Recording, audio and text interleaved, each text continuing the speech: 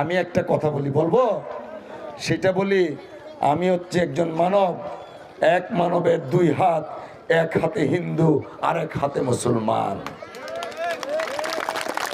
এক মানবের দুই হাত, এক হাতে হিন্দু আর এক হাত হচ্ছে মুসলমান। অতএব এই একটা হাত যদি না থাকে, আর একটা হাত দিয়ে কি কোনো মানুষ চলতে পারবে? কষ্ট হবে না? সেই জন্যই দুইটা হাত নিয়ে যখন আমরা চলবো, তখনই কিন্তু আমরা পরিপূর্ণ একজন মানুষ। আমি সেই মানুষ, যে মানুষ বিশ্বাস করি মানবতায়।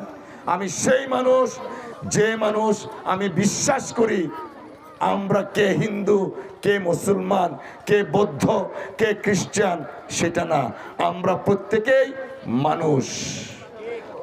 বিনয়ের সাথে একটা অনুরোধ করতে চাই, আগামী 12 তারিখ আমাদের ভোট, জানেন তো সবাই। দয়া করে কি আমাকে ভোটটা দিবেন? আমরা সবাই দয়া করে আমাকে একটাবার ভোট দিয়ে দেখেন। আমি এখানে দাঁড়িয়ে যে ওয়াদাগুলা করলাম, সেই ওয়াদাগুলা যদি পালন না করতে পারি, ভবিষ্যতে কোনোদিন আপনাদের কাছে আমি ভোট চাইতে আসব না।